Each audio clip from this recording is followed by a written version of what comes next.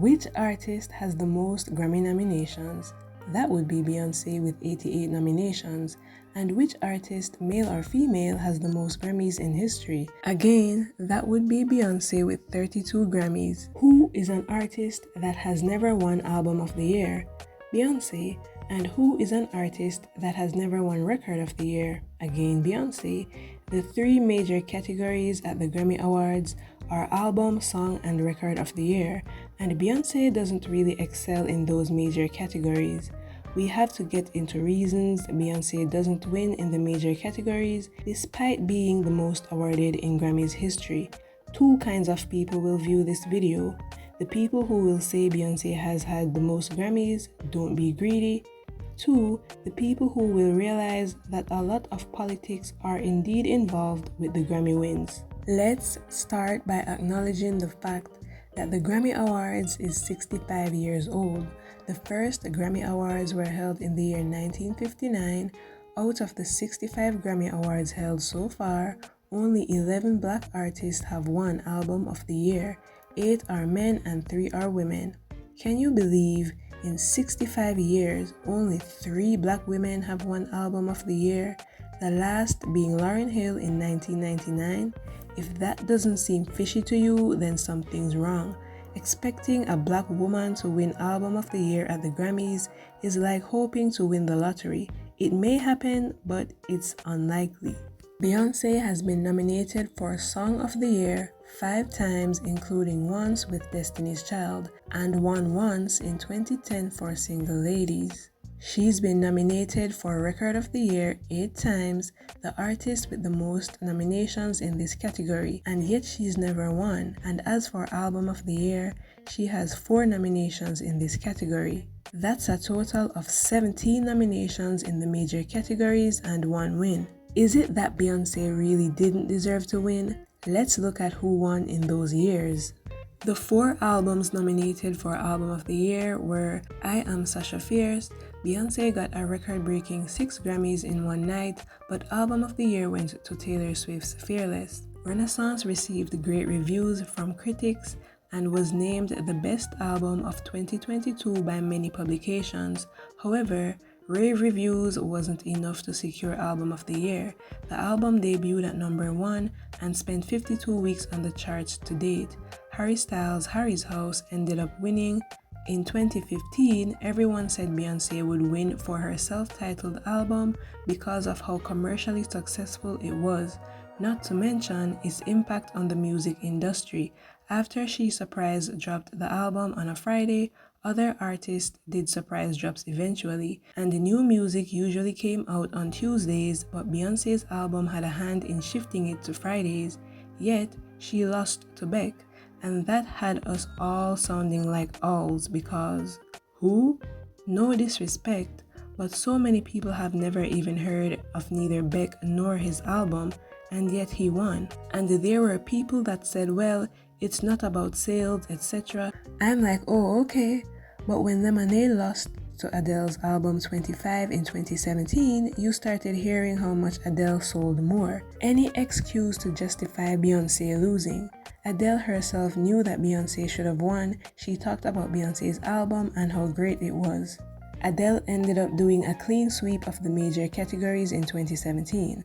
Now, I love Adele, but let's not pretend like all her albums don't sound the same. I liked 30, but 30 was similar to 25 and 21 too. Beyoncé is an ever-changing artist. No 2 albums sounds the same. Did you all notice Renaissance is Beyoncé's first album that has no heartbreak songs? Not one song about being sad over a man. Her first dance album. That's growth. All her albums have debuted at number 1. She's actually the only female artist to achieve that. But of course, Beyoncé got awarded Best Urban Contemporary Album for Lemonade. Self-titled also got that nomination too, and the joint album with Jay-Z, Everything Is Love, also won Best Urban Contemporary Album. This category was added to the Grammys in 2012 and eventually changed its name in 2020 to Best Progressive R&B Album. The urban category seemed like a way to give Black artists an Album of the Year, but not the Album of the Year.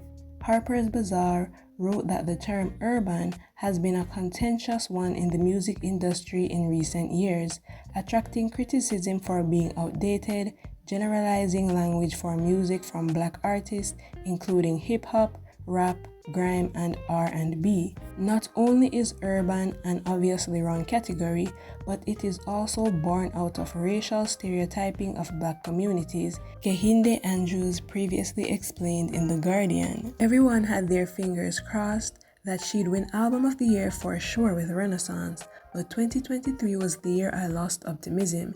She'll never win Album of the Year. It took me too long to see that. I wonder if she too has come to that sad realization. At the end of the day, before anything else, take away the awards, the achievements, all the records she's set and broken, take away all the impact she's made in the music industry, take away the money, the power, and the fame. What's left? A Black woman. A Black woman in America. That's what Beyonce is, and unfortunately, some people will never give her her flowers or treat her a certain type of way because of that. Some might say I'm being extra, but I don't think so. It's like I can give you 32 Grammys, but not from the major categories. Giving a major artist a lot of nominations is a way for award shows to bait them to come, or at the very least, bait their many fans to tune in. Beyonce's arrival at the 2023 Grammys spiked the viewership by a large percentage. If you don't know how the Grammy Awards work to nominate and award people, the CEO of the Grammy Awards, Harvey Jr. Mason, explained the process. He said members of the Recording Academy vote, and in order to be a member, you have to be a professional working in music in the United States. So the whole thing is subjective. It's not a machine randomly selecting names. It's all people's opinions on who they think deserve it or not. I have an upcoming video which will go into more detail about the voting process and the issues with it. So turn on notifications and subscribe. Stay tuned for that. Even Diana Ross has never gotten a Grammy, and they eventually gave her a Lifetime Achievement Award in 2012, similar to how the Oscars gave Angela Bassett an honorary Oscar but has never won an Oscar for a specific project. The Dream, who worked on the album Renaissance, had this to say about Beyoncé losing Album of the Year. 100 people say we love what artist Z has done.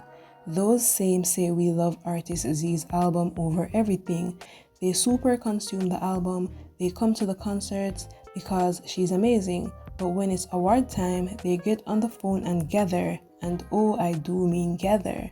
Derek Dixie is a musical director who worked with Beyonce. He said, "Today's post is brought to you by a Black woman making significant Black history. No matter what you may think or feel, you must acknowledge and accept the concrete and factual reality of this woman's impact on music, Black history, and history in general. The industry is full of politics and dramatics, manipulation and antics.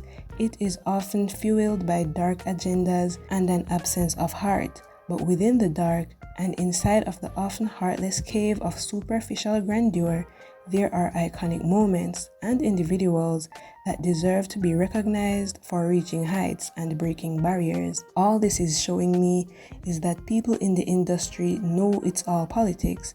Do you still have hope that one year Beyonce might win Album of the Year? Let me know your thoughts in the comments below. Subscribe for more, and thanks for watching."